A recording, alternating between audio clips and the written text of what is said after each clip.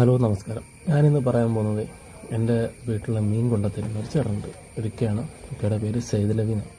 ആ പുള്ളി ഞങ്ങളെ വീട്ടിൽ മീൻ കൊണ്ടുവരുന്ന സമയത്ത് ഞങ്ങളെ വീടിൻ്റെ അടുത്തുള്ള വീട്ടിലും അതുപോലെ പരിസരത്തൊക്കെ ഇഷ്ടം പോലെ പൂച്ചക്കുഞ്ഞുങ്ങളുണ്ട്.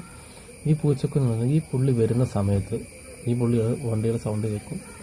ആ ടൈമിൽ ഈ പൂച്ചക്കുഞ്ഞുങ്ങൾ എവിടെ നിന്നാണെന്ന് പോലും അറിയത്തില്ല, ഇതെല്ലാം ഓടി വരും. ഓടി വന്നു കഴിഞ്ഞാൽ ഈ പുള്ളി എന്ത് ചെയ്യുന്നുണ്ടെങ്കിൽ ഈ വരുന്ന പൂച്ചകൾക്ക് എല്ലാത്തിനും ഒരു കുഞ്ഞു കുഞ്ഞു മീൻ വെച്ച് കൊടുക്കും.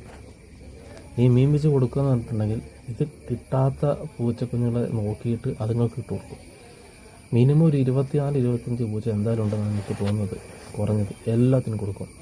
എല്ലാത്തിനും കൊടുത്തു കഴിയുമ്പോൾ അത് ഞങ്ങളെ വീടിൻ്റെ അടുത്ത് മാത്രം വണ്ടി നിർത്തുമ്പോഴാണ് ഇത്രയും പൂച്ചക്കുഞ്ഞുങ്ങൾ വരുന്നത്. അല്ലാതെ പുള്ളി ഓരോ വീട്ടിലും മീൻ കൊടുത്തു കഴിയുമ്പോൾ അവിടെയും പൂച്ചക്കുഞ്ഞുങ്ങൾ ഉണ്ടാവും.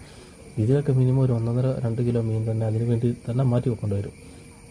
എന്നിട്ട് ഞാൻ ഒരു തവണ ആ പുള്ളിയോടെയും ചോദിച്ചു, ചേട്ടൻ ഇത്രയും മീൻ ഈ കുഞ്ഞുങ്ങൾക്ക് കൊടുക്കുമ്പോൾ ചേട്ടൻ ഇത്രയും നഷ്ടം വരില്ലേ?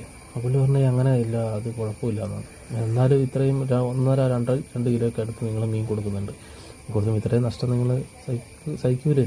പുള്ളി പറഞ്ഞു, ഇപ്പോൾ പൂച്ചക്കുഞ്ഞുങ്ങൾക്ക് നമ്മൾ ഭക്ഷണം കൊടുത്തു കഴിഞ്ഞാൽ അത് നല്ലൊരു പുണ്യമായിട്ടാണ് പുള്ളി ഇത് കാണുന്നത്. അപ്പോൾ പറഞ്ഞാൽ പോയ ഈ പൈസ അങ്ങനെ നഷ്ടപ്പെട്ടു പോകത്തൊന്നുമില്ല, അത് നമുക്ക് ദൈവം തിരിച്ചു തരും.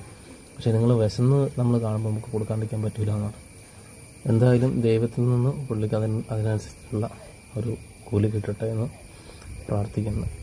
എന്തായാലും ചാനൽ സബ്സ്ക്രൈബ് ചെയ്യുക.